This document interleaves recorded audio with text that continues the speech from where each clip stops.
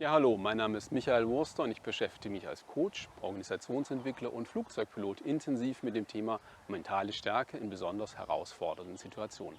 Heute sind wir hier auf dem Gründermarkt der erfolgreichen Fox Gründershow, die Höhle der Löwen, wo ich meinen Workshop, die mentalen Strategien der High Performer mit Können in jeder Situation punkten und Blamagen aktiv vermeiden vorstellen werde. Dafür habe ich einen Auszug aus dem Programm vorbereitet, der neben dem ein oder anderen Aha-Effekt auch Interaktion mit dem Publikum beinhaltet.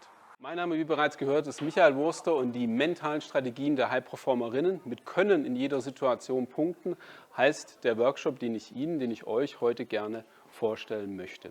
Grundsätzlich biete ich diesen Workshop nur in Kombination mit einem individuellen Coaching an.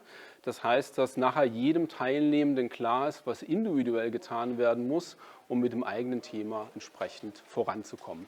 Worum geht es bei diesem Workshop?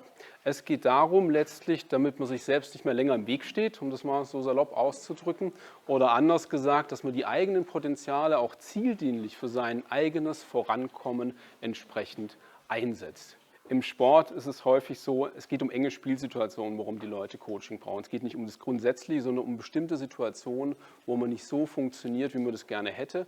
Und bei Sportlern sind es in der Regel enge Spielsituationen. Wie zum Beispiel beim Tennis, weil Matchball war, bin ich unter Druck geraten, könnte so ein Satz sein. Beim Fußball, weil es einen Elfmeter oder Freistoß gab, bin ich nervös geworden. Oder auch beim Fußball, ich habe eine rote Karte gekriegt und bin ausgerastet. Bei Musikern, wie gesagt, häufig ist das Vorspielen, was den Leuten Schweißperlen auf die Stirn treibt. Und bei Führungskräften ist es der Vortrag vom Vorstand oder einfach vor vielen Menschen sprechen zu müssen. Das ist es also, was ich öfter höre, weil die Situation so war, wie sie war, habe ich nicht so reagiert, wie ich es eigentlich kann und wollte. Das heißt, im Außen, weil das Außen so war, wie es war, habe ich das nicht hingekriegt, was ich eigentlich sonst hinkriege. Das ist, wie gesagt, was ich öfter höre und das steht im krassen Gegensatz dazu, was wir bei Spitzensportlern oder allgemeiner bei High-Performern sehen können, die genau dann, wenn es darauf ankommt, voll fokussiert und voll bei der Sache sind und dann ihre Bestleistung zeigen und abrufen können. Und da habe ich auch ein Beispiel. Captain Sullys Notlandung eines Passagierflugzeuges auf dem Hudson River in 2009 ist genau so ein Beispiel. Und sicher haben wir alle noch das Bild im Kopf, als dieses Flugzeug auf dem Hudson River schwimmt und die Leute auf den Flügeln sitzen. Das Wunder vom Hudson war damals der Titel, gab es auch ein Buch dazu. Und die Frage ist, war das wirklich ein Wunder, also nicht erklärbar? Ich glaube nicht, ja, aber es ist ein Phänomen, das wir wahrscheinlich schon erklären können. Und da gucken wir jetzt nochmal genauer hin. Und ich würde dieses Beispiel von Captain Sully eben gerne nehmen als Beispiel für Sie, für euch, dass wir uns gemeinsam mal in diese Situation hineinversetzen und dabei ein anderes Verständnis für die besondere Leistung dieses Mannes bekommen, aber, und darum geht es hauptsächlich, dass Sie mit Ihren eigenen mentalen Strategien entsprechend in Kontakt kommen und da sehen, was passiert da in so einer Ausnahmesituation. Die 5 gefährlichen Einstellungen, die Piloten vermeiden sollten. Also genau das muss ein Pilot realisieren. Jetzt habe ich dieses Mindset und das ist absolut das Falsche. Piloten werden darin geschult, diese gefährlichen Einstellungen zu erkennen und eben mit einer besseren Idee ums Eck zu kommen, mit einer angemessenen Idee für die jeweilige Situation. Also gibt es jetzt auch kein Pauschalrezept, aber wenn man merkt, ich bin da in so einer Richtung unterwegs, nochmal drüber nachdenken. Das wäre nicht die richtige Idee. Aber das sind die Standardprogramme, die bei uns auftauchen. Also instinktiv kommt sowas und man muss sich extra drauf arbeiten, anders zu reagieren. Genau. Darum geht es bei Piloten, darum geht es auch bei mir im Coaching oder in dem Workshop, dass man erkennt, welche mentale Strategie ist gerade bei mir vorherrschend, welche Auswirkungen hat die und wenn die Auswirkung eben ungünstig ist, und anders kommen die Leute in der Regel nicht ins Coaching, dann guckt man, welche mentale Strategie passt hier besser und wie kriegen wir genau diese an dieser Stelle verankert, wo wir sie benötigen. Das wäre eben entsprechend das Ziel. Und das macht man mit Imagination, also zum Teil mit Imagination, wie ich das selbst bei meiner eigenen Pilotenausbildung gelernt habe. Gerade hatten wir auch ein Beispiel von Imagination, also dass man Probehandlungen im Kopf macht und eben weiß, mit welcher inneren, aber auch mit welcher äußeren, heißt Körperhaltung. Einige waren heute Morgen schon da, ne, beim Tobi, mit welcher Körperhaltung will ich denn der Sache begegnen. Ne? Wenn ich so zum Vortrag gehe, ist es nicht so gut, ne? Es wird dann schlecht. Und dass man da eben daran arbeitet und den Leuten hilft, wirklich ihre Potenziale auch zu nutzen.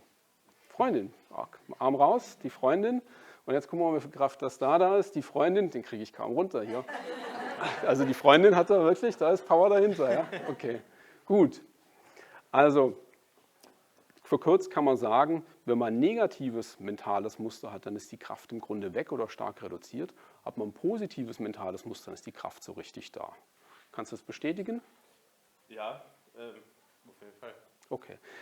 Jetzt kann man natürlich fragen und skeptisch sein, stimmt das? Haben die vielleicht das vorher abgesprochen oder so? Könnte ja sein. Es ist immer gut, wenn man skeptisch ist. Deswegen wäre mein Vorschlag jetzt, dass ihr das gegenseitig ausprobiert. Also genau das Gleiche, nehmt gerne wieder Platz.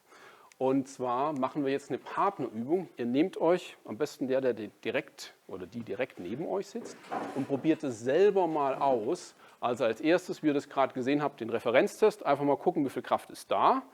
Als zweites ein negatives Muster geben lassen, also irgendwas, was ihr versemmelt, was ihr vermasselt habt. Lasst euch ein Stichwort geben, damit ihr wisst, der andere ist auch wirklich gedanklich da drin. Und dann das Gleiche nochmal mit dem positiven Muster.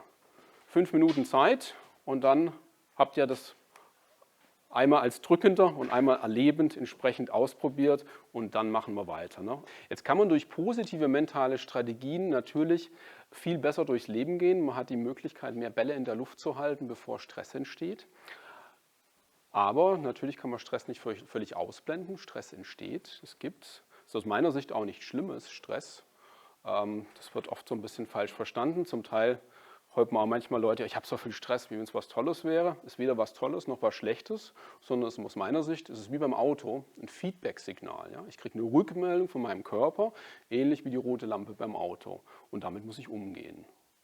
Und wie, muss man dann sehen, ne? Was wäre eine sinnvolle Art, mit Stress umzugehen.